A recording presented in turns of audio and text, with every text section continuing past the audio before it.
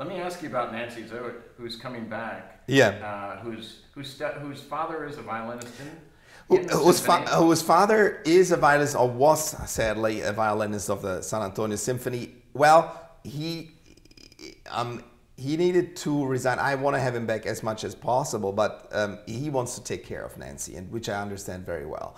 She's so talented. She's such a big talent that she needs his full support. And to be quite honest, being a father of a little genius is a full-time job. So and she's right here from San Antonio. She's right here from San Antonio, and she is America's hottest upcoming violin star. So we are happy to have her back.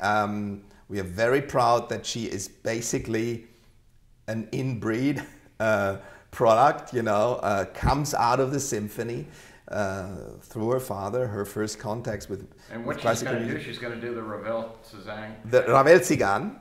And before, that's a piece I introduced. Unbelievable piece. The Cézanne is an unbelievable piece, and it's a great crowd pleaser, but with a fabulous cadenza. It starts with the cadenza. And the piece before is something I wanted her to play because I think it suits her very well, and it is a great American piece. So the Coriolano is a violin piece as well? Coriolano, Red Violin Concerto. You might have seen the movie, The Red Violin, a very, very touching movie about China's Cultural Revolution and the voyage of this instrument.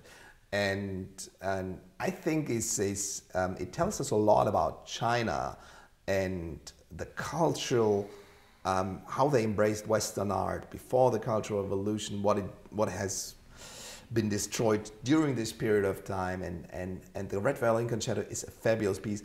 Has been made famous by Joshua Bell, who recorded the soundtrack and performed this piece a lot.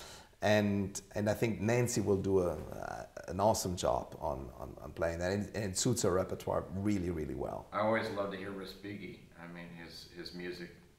You see, it's so lyrical and such a great entree piece. You see, Respighi and I are not friends. I'm not conducting this problem. I admire him, but it's one. I mean, you can't ask me who are your favorite composers, but you can ask me who are the composers you don't like. And I admit I'm not a big yet maybe not a big Respighi fan. Most of it is maybe because of his political background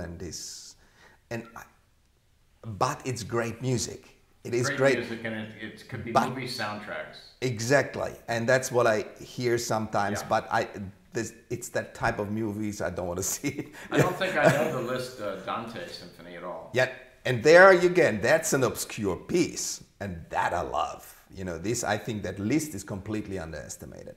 Liszt is when I was a pianist, I preferred Liszt to Chopin. It suited more my technique. Though Chopin is I can't even say that because Chopin every time touches your heart in a way no other composer does. But Liszt is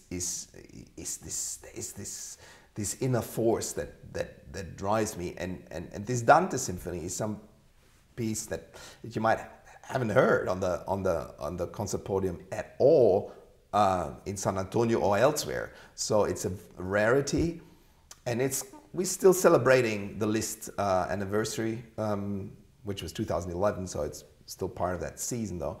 I think that's a romantic, lush, sometimes dark, sometimes bright, sometimes with a lot of energy, a fantastic piece to showcase the orchestra and complement the rest of the program. Well, Liszt loved to showcase Liszt.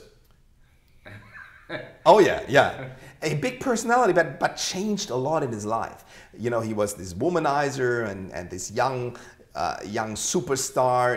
He was the Lang Lang of the 19th century, and he was everywhere. And then he became, at the end of the day, became this priest, and became very and his last pieces are very obscure.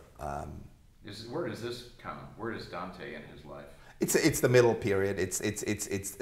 All of this is the younger, actually, the younger period, the younger list, the men of success.